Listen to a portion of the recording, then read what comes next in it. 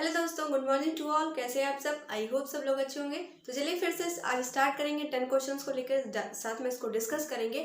जो भी जवाब पॉइंट आपको ना समझ में आता, कोई भी कंफ्यूजन होता है तो आप उसको कमेंट बॉक्स में लिख सकते हैं। ओके, तो चलिए वीडियो को स्टार्ट करते हैं। पहला क्वेश्चन हमारा क्या है?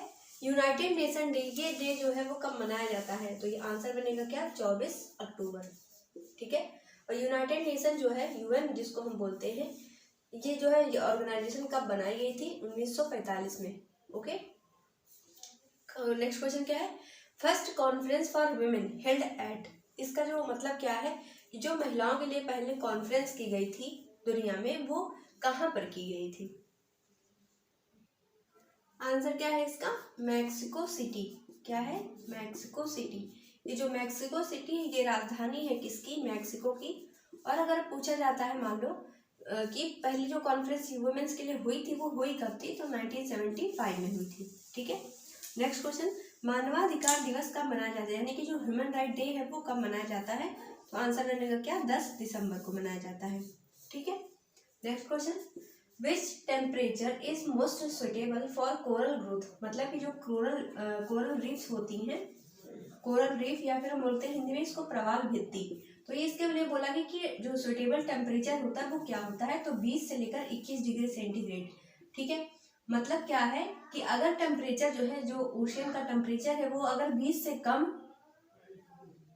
बोला गया कि जो टेम्परेचर है इसके लिए वो कितना होता है? 20 से लेकर 21 होता है। अगर 21 से ज्यादा होता है टेम्परेचर तो भी कोरल खत्म हो जाती है, और 20 से कम होता है अगर, तो भी कोरल खत्म हो जाती है। तो मोस्ट सुटेबल टेम्परेचर कितना हो गया? 20 से 21 degree centigrade. Next question, silent valley national park, ये जो नेशनल पार्क है वो किस राज्य में है?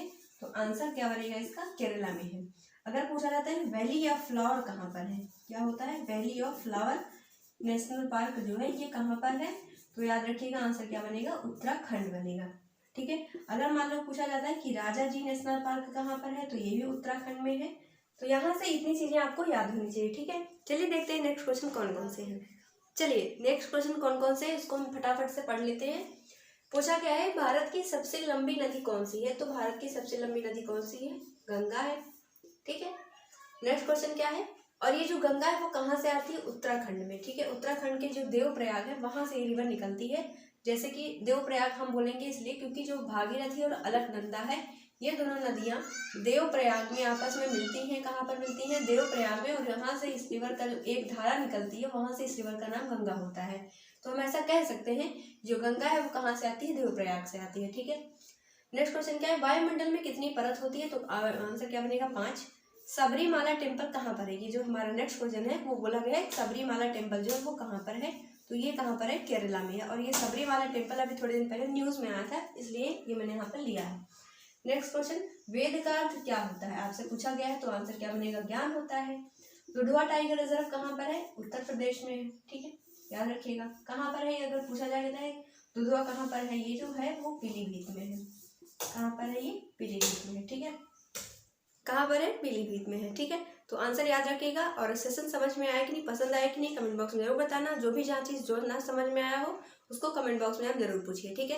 मिलते हैं अगले लेक्चर में, तब तक के लिए थैंक यू, और अच्छे से अपना रिवीजन करिए।